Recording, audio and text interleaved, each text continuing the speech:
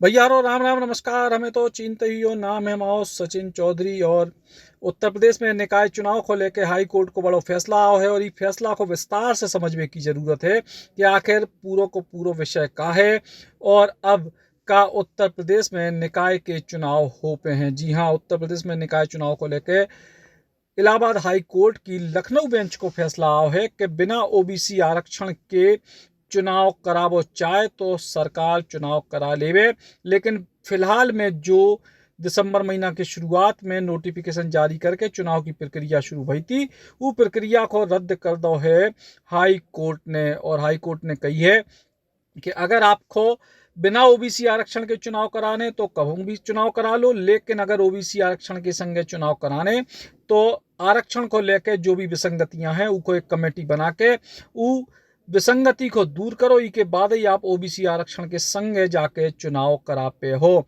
दरअसल उत्तर प्रदेश में निकाय चुनाव को ऐलान कर दोगे तो और ई में ओबीसी आरक्षण में कई सारी विसंगतियों को लेकर शिकायतें आई थी। विशेष तौर पर जा कही गई थी कि कई सीटें लगातार क्यों बार से ओबीसी हैं और कई जो सीटें हैं वे क्यों बेर से सामान्य हैं, और ऐसे में आरक्षण में सीधे तौर पे विसंगति दिखाई दे रही है।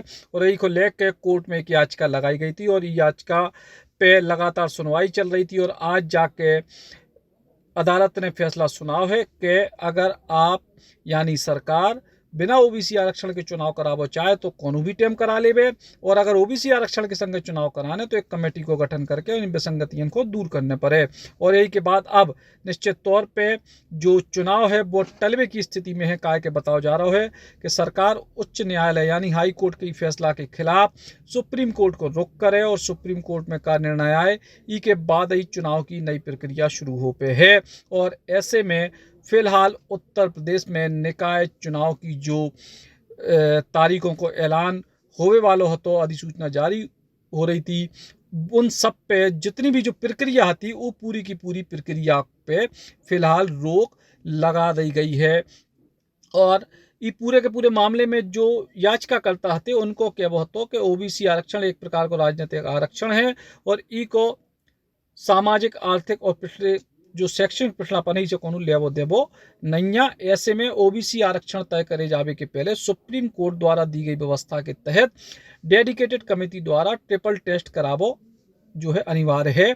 और ऊपर राज्य सरकार ने अपनो हलफनामा दाखिल करे तो और कही थी कि स्थानीय निकाय चुनाव के मामले में 2017 में अन्य पिछड़ा वर्ग ओबीसी के सर्वे के को आरक्षण को आधार मान लो जाए।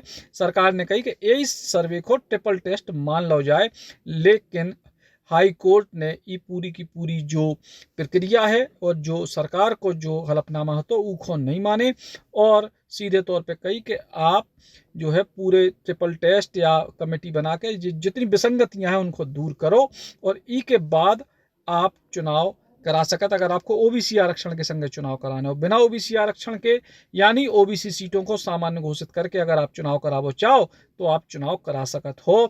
और ऐसे में सरकार को जो रुख है वो निश्चित तौर पे कहूँ ना कहूँ जो है सरकार ये बात को लेकर विचार करे कि बिना ओबीसी आरक्षण के चुनाव में जावे से मुश्किल हो सकत है।